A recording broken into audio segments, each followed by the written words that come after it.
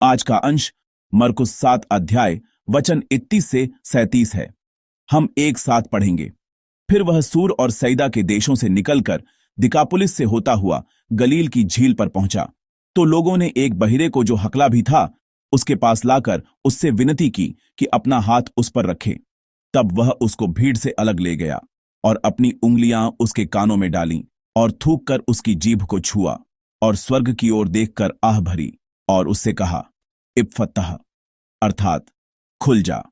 उसके कान खुल गए और उसकी जीभ की गांठ भी खुल गई और वह साफ साफ बोलने लगा।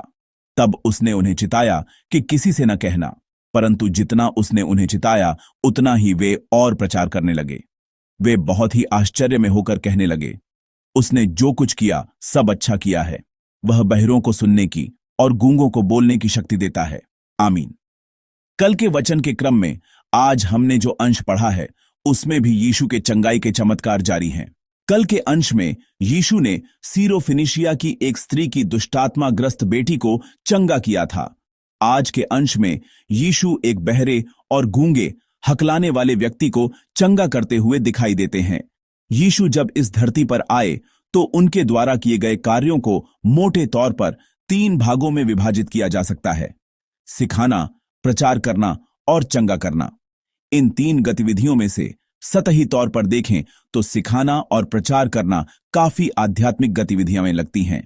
सिखाना स्वर्ग के राज्य के रहस्यों को लोगों को आसानी से समझने योग्य तरीके से समझाना है, इसलिए इसे काफी आध्यात्मिक माना जा सकता है। और प्रचार करना भी सुसमाचार का प्रचार करके लोगों को यीशु पर विश्वास करने के लिए प्रेरित करना है, इसलिए इसे भी आध्यात्मिक माना जा सकता है। लेकिन इसके विपरीत हम सोच सकते हैं कि चंगाई करना अन्य 2 गतिविधियों की तुलना में थोड़ा शारीरिक है, परंतु यदि हम ध्यान से देखें तो हम कह सकते हैं कि चंगाई का कार्य भी एक बहुत ही आध्यात्मिक गतिविधि है। ऐसा इसलिए है क्योंकि जब यीशु ने बीमारियों को चंगा किया तो उन्होंने केवल बीमार शरीर को ही चंगा नहीं किया, क्योंकि यह परमेश्वर की इच्छा है कि न केवल बीमार शरीर बल्कि बीमार आत्मा भी यीशु के माध्यम से चंगा और पुनर्स्थापित होकर उद्धार पाए। यही चंगाई का उद्देश्य है। इसलिए यीशु का सूअर के क्षेत्र से निकलकर सैदा से होकर और दिकापुलिस से गुजरकर गलील की झील पर पहुंचने का कारण बहुत स्पष्ट है। एक बीमार आत्मा एक बीमार व्यक्ति से मिलकर उसे बचाने के लिए यीशु उस क्षेत्र में गए। यीशु एक व्यक्ति को बचाने के लिए कई क्षेत्रों से होकर गलील की झील के पास एक गांव में पहुंचे। जब लोगों ने सुना कि यीशु उस क्षेत्र में आए हैं तो वे एक बहरे और हकलाने वाले व्यक्ति को यीशु के पास लाए और उनसे उस पर हाथ रखने, उसे चंगा करने का अनुरोध किया। हम निश्चित रूप से नहीं जानते कि उनका क्या संबंध था। किसी भी तरह लोगों ने उस बीमार व्यक्ति पर दया करके उसे यीशु के पास लाया था और यीशु ने उस पर चंगाई का अनुग्रह किया। वह बीमार व्यक्ति किस बीमारी से पीड़ित था?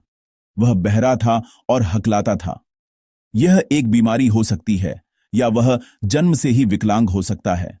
बहरा होना और हकलाना, चाहे उसकी गंभीरता कुछ भी हो, इसे एक ऐसी विकलांगता के रूप में समझा जा सकता है जहां सुनना और बोलना स्वतंत्र नहीं है। जब हम उसे देखते हैं तो हम क्या सोचते हैं? ओह बेचारा, कितना दयनीय है, कितना असहाय है, काश वह ठीक हो जाता। हमारे मन में ऐसे विचार आएंगे। लेकिन दोस्तों, अगर हम ध्यान से सोचें तो हम महसूस करते हैं कि हम भी उस बीमार व्यक्ति की तरह थे, सुनने और बोलने में स्वतंत्र नहीं थे। यदि आप यशायाह 6:9 को देखें तो यह इस प्रकार कहता है, सुनते ही रहो परंतु न समझो, देखते ही रहो परंतु न बूझो। आमीन। यह वह वचन है जो परमेश्वर ने यशायाह के द्वारा इज़राइल के लोगों को दिया था। इज़राइल के लोग इतने कठोर और मूर्ख थे कि वे परमेश्वर का वचन सुनकर भी नहीं समझते थे और कुछ भी देखकर वे भेद नहीं कर पाते थे, समझ नहीं पाते थे। यानी वे आध्यात्मिक रूप से इतने पतित और मूर्ख थे। जब परमेश्वर ने भविष्यद्वक्ता के द्वारा कहा कि बुराई को छोड़ दो, मूर्तियों को त्याग दो और लौट आओ, तो उन्हें कैसी प्रतिक्रिया देनी चाहिए थी? यदि उन्होंने सुना तो उन्हें समझना और पश्चाताप करना चाहिए था। जब उन्होंने अपनी आंखों से देखा कि परमेश्वर के वचन की आज्ञा न मानने के कारण वे युद्ध में हार रहे हैं और देश की स्थिति बिगड़ रही है, तो उन्हें क्या करना चाहिए था? यदि उन्होंने देखा तो उन्हें समझना चाहिए था, अपने पापों का पश्चाताप करना चाहिए था और परमेश्वर को अपने जीवन के राजा और प्रभु के रूप में स्वीकार करना चाहिए था। लेकिन इज़राइल के लोगों ने सुनकर भी नहीं समझा और देखकर भी नहीं जाना। लेकिन यीशु पर विश्वास करने से पहले हम भी वैसे ही थे। नहीं, आज भी हम जो परमेश्वर की संतान होने का दावा करते हैं वैसे ही हो सकते हैं। यह हमारी स्थिति हो सकती है कि हम सुनकर भी नहीं समझते और देखकर भी नहीं जानते। हम बाइबल में इस बीमार व्यक्ति को दया की दृष्टि से देखते हैं, लेकिन हमें अपनी मूर्ख आध्यात्मिक स्थिति को देखकर भी विलाप करना, शोक करना और दया करना आना चाहिए। यीशु पर विश्वास करने से पहले हम सुसमाचार सुनकर भी नहीं समझते, है ना? हम मसीहियों को देखते हैं, बाइबल पढ़ते हैं, चर्च को देखते हैं, फिर भी हम नहीं जानते और नहीं समझते। हम सब ऐसे ही थे। क्या यहां कोई है जिसने जन्म से ही यीशु पर अच्छी तरह से विश्वास किया हो? कोई नहीं है, है ना? हम सब उस बीमार व्यक्ति की तरह मूर्ख थे, लेकिन क्योंकि यीशु ने हम पर दया की, हम पर तरस खाया, हमें खोजा और हमसे मिले, हम सही ढंग से सुनने और सही ढंग से स्वीकार करने में सक्षम हुए हैं। एक आत्मा को बचाने के लिए यीशु सूर से निकले, सैदा से गुजरे और दिकापुलिस से होते हुए गलील के एक गांव में पहुंचे और उन्होंने उस पर उद्धार का अनुग्रह किया। उसी तरह हम में से एक मूर्ख व्यक्ति को बचाने के लिए यीशु ने स्वर्ग के सिंहासन को छोड़ दिया और इस नीच और विनम्र पृथ्वी पर एक इंसान के शरीर में आए, सबसे निचले स्थान पर आए और मृत्यु तक आज्ञाकारी रहकर हमें बचाया। हम सभी ने ऐसा अनुग्रह प्राप्त किया है। आइए हम उस प्रक्रिया को देखें जिसके द्वारा यीशु ने इस बीमार व्यक्ति को चंगा किया। यीशु उस व्यक्ति को भीड़ से अलग ले गए और उन्होंने अपनी उंगलियां उसके कानों में डालीं और थूककर उसकी जीभ को छुआ। फिर स्वर्ग की ओर देखकर आह भरी और पुकारा, इप्फत्तह।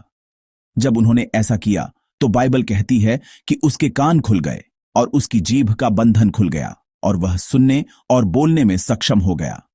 यीशु का इस तरह कई प्रक्रियाओं से होकर चंगा करना काफी असामान्य माना जा सकता है। आमतौर पर यीशु केवल अपने वचन से चंगा करते हैं, लेकिन इस अंश में वह विशेष रूप से कई प्रक्रियाओं से गुजरते हैं। वह बीमार व्यक्ति को भीड़ से अलग ले जाते हैं और वह ऐसे बोझिल कार्य करते हैं जिन्हें करने की आवश्यकता नहीं है, या यहां तक कि असुविधाजनक कार्य भी, जैसे थूकना, वह इतनी जटिल प्रक्रियाओं से गुजरते हैं। आइए सोचते हैं, हम सोचते हैं, यीशु इतनी जटिल और बोझिल प्रक्रिया से क्यों गुजर रहे हैं? यह क्या हो सकता है? मैं तुमसे प्रेम करता हूं, मैं तुमसे प्रेम करता हूं। उस भावना को व्यक्त करने के लिए यीशु इन प्रक्रियाओं से गुजरे। यीशु केवल अपने वचन से शुद्ध हो जा कहकर सब कुछ चंगा कर सकते थे, लेकिन यीशु ने ऐसा नहीं किया। वह उसे अलग से बुलाते हैं ताकि वह अकेले यीशु से मिल सके और बीमार व्यक्ति के कमजोर हिस्सों को छूते हुए, स्पर्श करते हुए वह उसके दर्द से सहानुभूति रखते हैं। मैं तुम्हारा दर्द अच्छी तरह से जानता हूं, मैं तुम्हारी कमजोरी अच्छी तरह से जानता हूं। यह कहते हुए वह उसे चंगा करते हैं। जिस तरह से यीशु हमें खोजने और बचाने आते हैं वह भी समान है। यीशु ने केवल स्वर्ग के सिंहासन से अपने वचन से नहीं कहा, सारी मानव जाति बच जाए। उन्होंने एक मानव शरीर धारण किया, इस पृथ्वी पर आए और मनुष्यों द्वारा अनुभव किए गए सभी कष्टों और दर्दों का व्यक्तिगत रूप से अनुभव किया और फिर सबसे भयानक तरीके से क्रूस पर मर गए। यीशु इन प्रक्रियाओं से क्यों गुजरे? मैं तुम्हारा दर्द अच्छी तरह से जानता हूं, मैंने भी इसका अनुभव किया है। मैं तुम्हारी कमजोरी अच्छी तरह से जानता हूं, मैं तुमसे इतना प्रेम करता हूं, मैं तुमसे क्रूस पर मरने तक प्रेम करता हूं। हमें यह बताने के लिए उन्होंने इस प्रक्रिया के माध्यम से हमें उद्धार का अनुग्रह प्रदान किया। मैं जानता हूं कि आप और मैं, हम सब उस प्रेम के कारण यहां हैं। उन्होंने हमें केवल दुनिया में नहीं छोड़ा, उन्होंने हमारा नाम पुकार कर कहा, मैं तुमसे प्रेम करता हूं, और हमें अलग बुलाया और हमें परमेश्वर से अकेले मिलने, परमेश्वर के प्रेम को जानने और समझने में मदद करने के लिए उन्होंने हमें अपनी संतान बनाया। क्या यह मानव शक्ति से संभव है? नहीं, यह केवल परमेश्वर के पूर्ण अनुग्रह से ही संभव है। यह केवल परमेश्वर के अनुग्रह से ही संभव है। यह अंश इस तथ्य को दर्शाता है, एक व्यक्ति जो सुन नहीं सकता और बोल नहीं सकता, वह कैसे चंगा हो सकता है? यह केवल परमेश्वर के अनुग्रह से ही संभव है। यह इसलिए संभव हुआ क्योंकि यीशु अनगिनत शहरों और गांवों से होकर उसे खोजने आए, उस पर दया की और व्यक्तिगत रूप से अपना हाथ बढ़ाकर उसे छुआ। यीशु चंगा हुए बीमार व्यक्ति को निर्देश देते हैं, यह बात किसी को मत बताना। जैसे जैसे यीशु की प्रसिद्धि पूरे क्षेत्र में फैलती, शायद उनके लिए विभिन्न तरीकों से सेवा करना और भी मुश्किल हो जाता, इसलिए उन्होंने ऐसा कहा होगा। लेकिन परिणाम क्या था? यह कहता है कि उन्होंने जितना अधिक चेतावनी दी, उतना ही अधिक यह बात फैल गई। यीशु ने इतनी दृढ़ता से उन्हें यह बात न बताने का निर्देश दिया, तो ऐसा क्यों नहीं हुआ?